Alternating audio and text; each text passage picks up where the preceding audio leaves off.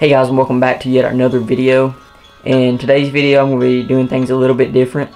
Instead of just showing you guys hunting footage, I'm going to be talking throughout this video about a buck that we've had pictures of since July. The journey for the Big 11 starts when we get back from our vacation in Florida. Right before we go on vacation to Florida, we hang some trail cameras and put some salt licks out of where we think deer trails are and where we think the deer may be bedding. Well, when we get back from Florida, we pull the trail cameras and there are two nice shooters on camera. We continue to watch the bucks throughout the summer and watch them grow. As it gets closer to deer season, we start planting food plots and getting everything ready for deer season.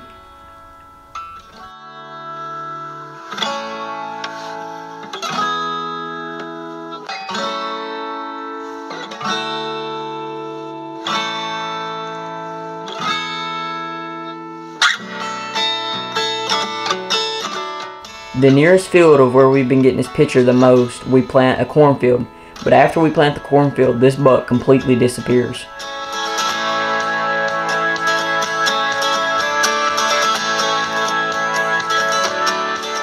But luckily for us, right before bow season, this buck shows back up on trail cameras. We try to make a game plan to go after him and the big 9. Well, the day before bow season, we head in to check trail cameras and get everything ready for the next morning's hunt, and we find a deer dead. It's one of the nice 7-pointers by my stand. It's only about 100 yards from my stand, and I was planning on shooting this buck because it would be my biggest buck with a bow. He wasn't a giant, but he was a really nice buck, and I would have been happy to take him. He had something wrong with his foot. We're not sure if he got wrapped up in barbed wire or what happened, but we found him dead, and he was only about 100 yards from my stand on the edge of my food plot. I go back in opening evening to the same stand that I hunted that morning, and I catch a glimpse of a big buck crossing a hayfield about 200 yards away, and all I can see is his tines are really long and he's really tall. And I'm thinking to myself that I'm pretty sure that that was the Big 11. Well, after this sighting of him, he completely disappears from cameras. And we figured, you know, he would disappear like he did in bow season and come back, but he didn't come back, and the rest of September went through. All of October went through with no signs of him. We were still hunting hard, but no signs of this deer. On October 2nd, my dad gets a chance at the big 9 that was running with the 11-pointer during the summer, and he runs an arrow through him. It's my dad's biggest buck to date. He scored 158 inches as a 9-pointer. So now that our number 1 hit lister is gone, our number 2 hit lister has disappeared. Well, we continue to hunt throughout bow season with no signs of this deer or really any other big deer. There's a few good 8-pointers that we were hunting, but this deer, he just disappeared and we weren't sure where he went or where he was. This deer, he kind of just disappeared, and we were really curious as to where he was because we had all the food on our property and all around us is cattle farm, so we figured all the deer would be attracted to our place. But he disappeared, and we thought he might have died at one point, but we weren't for sure. But we just kept hunting, and this is where the story leads. It was Juvenile morning, October 28th, 2017.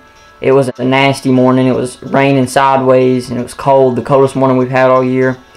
And I was honestly just going to sleep in because we hadn't had any big bucks on camera in like the past week.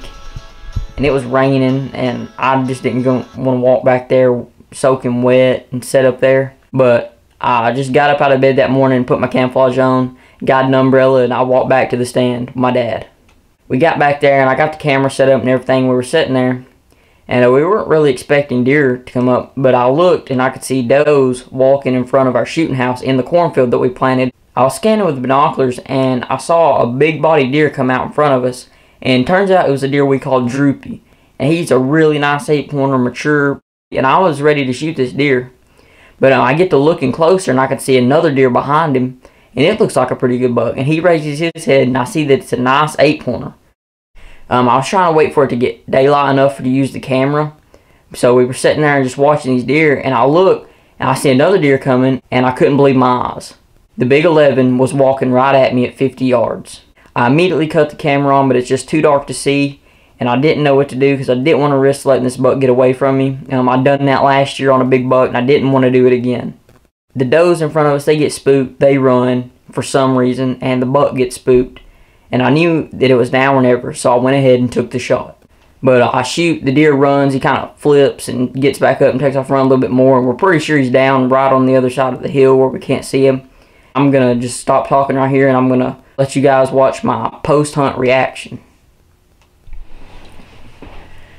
Well guys, it's open morning in Juvenile here in Tennessee.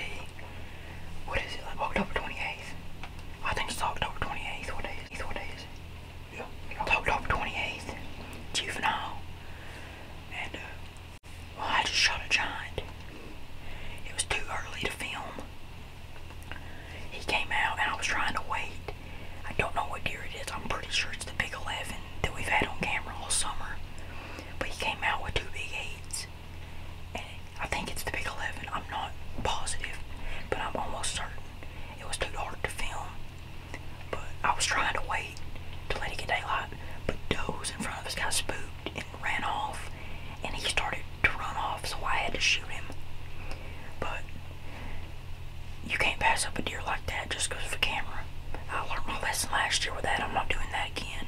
This is probably the biggest buck I've ever shot in my life. But we're just going to sit here for a few minutes. It's still raining. We're just going to let everything calm down. But I think he's down. I shot him in the shoulder. But hopefully he's right out of sight. But stay tuned. Well, here he is, guys. The big 11. It's open morning in Juvenile. This buck we thought disappeared because we haven't had him on camera any. But he came in this morning with some 8-pointers. I couldn't get it on video, but it's real cold this morning. It's like 40 degrees. It's the coldest we've had. Probably 35. Feels like it. And it's windy and raining. You can see how it looks behind me. Just a perfect morning. The morning that you dream of as a hunter. But he came in right at daylight with some 8 points. And I knew this was the bigger one. Came in. Was going to wait for a camera light, but he got spooky and started to run off. But he's got a real big body on him. Probably 170, 180 pound deer. But it's a really, really big buck. One of my biggest bucks ever. But we're going to get him out of here. And get him skinned out. Man, he's a big. Stay tuned for the next episode. Thank you guys so much for watching this episode of Season 2. If you enjoyed it, don't forget to like, comment, and subscribe. Make sure you guys stay tuned for the next video.